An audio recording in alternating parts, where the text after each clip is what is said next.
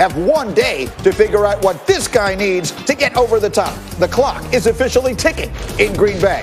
And then he didn't need to do more. What did our crew see in Tua's debut? We're wall-to-wall football on a Monday edition of Get Up, starting right now. Back in our studios, Greeny, Rex, Orlovsky, and Ryan Clark are ready to go as we take you through an extraordinary day in the National Football League, and it begins with the rivalry renewed. First ever meeting of Ben Roethlisberger and Lamar Jackson, 25th meeting for John Harbaugh and Mike Tomlin, and early on, Dan, it's a pick right off the bat. What a way to start this game for the Steelers defense. They drop out in zone coverage. Lamar goes to number 2 in his read. The linebacker's playing, just waiting right there for him to throw it to him. Catch it, score, Steelers defense. It's a pick six in the first minute of the game. But the Ravens matriculate the ball down the field, and then it's Jackson and it's Miles Boykin, and we're all tied. This is an outstanding play by Lamar. He feels pressure come off his right. He's got one-on-one on a linebacker. Throw it to that back pylon. Touchdown, Ravens. The Ravens have the lead, and they're looking to control the game, and he throws another pick. He just never sees that underneath defender. We're going to get into this. It's a certain kind of pressure Pittsburgh ran. He's trying to get the ball up over the top. He doesn't. Interception again. Play really turned the game around because then the Steelers start to cook. Ebron, touchdown. Empty set. They get a one-on-one matchup, and it's a blown coverage by the Ravens defense on that shallow cross by Ebron. Great job by Big Ben finding him. Again, Big Ben heating up. Juju, tough down to the play one. Of the game. That's the play of the game to me. Juju sees it the same way as Big Ben does, and it gets that easy touchdown for the Steelers. James Conner takes it in. Steelers up by 4, but Lamar Jackson hanging in. Deep for Devin Duvernay. Outstanding job by Duvernay of just seeing that coverage, double move, go up, and then this is a great job of just finding space in that end zone. Lamar drifts, touchdown Hollywood Brown. Now we're going back and forth. Ravens are up by 3, under 8 minutes to go. Steelers, first and goal, Roethlisberger, Claypool. This is so savvy by Big Ben. He knows what the coverage is going to be. It's an awesome job by Claypool, and just a little nuance by Big Ben with the shoulder pump creates that touchdown for the Steelers. 2 minutes left. Clutch time here for Lamar Jackson. 4th and 3 from the 7. He's going to keep it, and down he goes. And everyone expects that Lamar is going to be a runner in that situation. This is a great play by the nose tackle. But you see all the white jerseys coming. They knew that Baltimore was going to put the ball in Lamar's hand on that quarterback draw, and they fired. But the Steelers would go 3 and out, so the Ravens would get one more shot. And here's another 4th down, 26 seconds left. This time it's good for 32 to Willie Snead. Outstanding job by Willie Snead, who had a great game of just finding those soft spots in the zone. Lamar hanging in the pocket and creating a big chunk in the pass game. So they spike it. 5 seconds left now from the Pittsburgh 23 for the win. And it's not there. Outstanding break on the football by Mika Fitzpatrick. You're going to see it right here. Watch him drive on the football. That is a clean play. Elevate and go make bang, bang. Steelers get a win. Steelers unbeaten at 7-0. They win a thriller 28-24.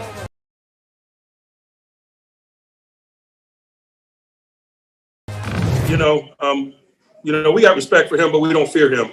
And so, we're not surprised by anything that transpires. The turnovers, I feel, is the reason we lost the game. I put that on me. Got to clean those up, and I feel we won that game. I feel we're at a great spot. We just got to finish.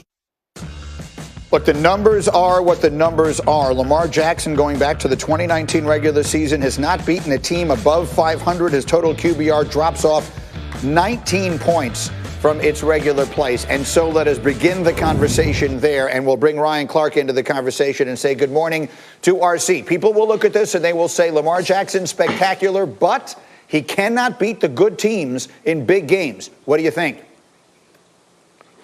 You heard Lamar Jackson say, if I do that, then we would have won the game. Right now, that would be the title of his 30 for 30. If I did that, we would have won the game. You can say the same thing against the Los Angeles Chargers. You can say the same thing against the Tennessee Titans. You can go to the 3 games against Patrick Mahomes and the Kansas City Chiefs that he's lost and say the exact same thing. If Lamar Jackson plays better, if Lamar Jackson finds ways to get in efficient passing games, if Lamar Jackson finds ways to make plays, then the Baltimore Ravens win. But it's been too many times in the big game, in the most important moments, that Lamar Jackson and his offense hasn't made the plays to win football games. Right now, they are viewed through a championship bubble. And in that bubble, they don't win when the team's as good. They don't win when the rosters stack up. They don't win when they can't physically dominate. They couldn't yesterday. And because they couldn't, he needed to be an efficient passer down the field and outside the numbers. And he couldn't do it. He has not done it. And until he does, this will always be the story of Lamar's big games. If I would have done that, we could have won the game. Rex, you are his biggest fan. Right. You have been championing Lamar Jackson back to a time when almost no one else was. Is he doing enough? Are they doing enough to win a championship the way they're playing? Yeah, and it's interesting because Ryan and I have been through these matchups a million times apiece. But the most physical team generally wins that matchup yesterday specifically. Baltimore was way more physical than Pittsburgh was. Guys, they outgained them 2-1. I mean, over 50% more. Right. I mean, they just destroyed them, and they didn't. They bludgeoned them. And the thing is, we're going to look at this. Lamar, he talked about it. Those turnovers, that's what cost the game. They're up 10 points, and they just blew it. And, man, I mean, the Ravens, I come out of this game, I am fired up because I ran the ball down Pittsburgh's throat, something that was supposed to be impossible to do, and you guys accomplished it, yet you never won the game. It's frustrating. But, guys, whatever we do, the biggest mistake we can make is what Baltimore's done this year. They're trying to make this guy somebody he's not. He's never going to be Aaron Rodgers. But you know what? He doesn't have to be. He was the league MVP last year. Let him do it. Look, Lamar, if that dude's there, fine. Okay, and the protection's fine. Sit in that pocket, wait till a guy separates. If he doesn't, take off with it. And there's nothing wrong with that, and he doesn't need to apologize for it. And to me, will he win the big game? He hasn't done it yet, but I'm saying yet. I don't know. The narrative and the questions are going to remain. I mean, he gifted the Steelers 17 points. And here's my thing. The Steelers know it. The Steelers know exactly how to play against Lamar Jackson because they've done it 2 times in a row. And it's like they're going to dare him to beat them throwing the football. They're not going to allow him to beat them when they run the football. It's the same 3 turnovers of the same type of defense. Zone pressure, blitz 1, drop 1. Number 1's taken away. Linebacker, just wait there in the middle of the field. That's where Lamar wants to throw the ball. He will get back to you. Pick, interception. We can go to the fumble. It's going to be the exact same type of defense, a zone pressure. You're going to see Bud Dupree come off the edge, and they're going to drop the backside defender. Now, first of all, Lamar, once you see T.J. Watt get stuck inside, that ball should go to the flat right now. It's 2nd and goal, but the zone pressure is throwing him off a little bit. He's loose with the football in the pocket. Bud Dupree goes for the swipe. Huge turnover. That's 3 points right there. So now we're at 10. How we go to the 3rd interception to start the second half?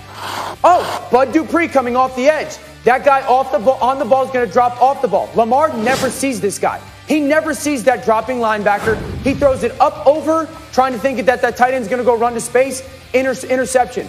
The Steelers know how to play Lamar Jackson. Like, that's my concern, is they know those zone pressures are going to hurt him. And it's like they came out and said, you know what, Lamar, we're not going to let you beat us doing what you do best, running the football, and we don't think you're good enough to beat us throwing. And right now, the Steelers are right. Their defense is right. Can I ask a question about the Steelers to my former Steeler, Ryan Clark, who last week on this program named them the 3rd best team in the NFL, even though they are the only unbeaten team in the NFL. Are they now the best team in football?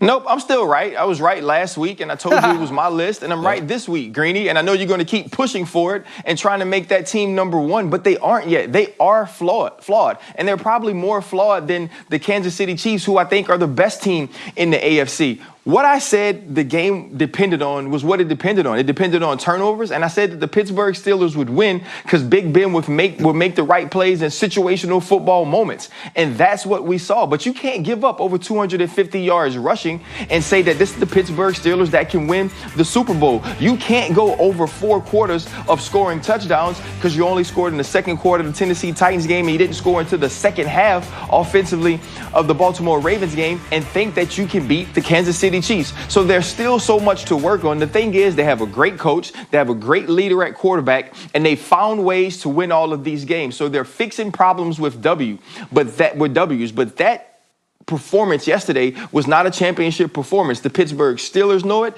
but the one thing I take away from that game is that I know Coach Tomlin doesn't mix words. He doesn't say things for headlines. He doesn't say things for clicks.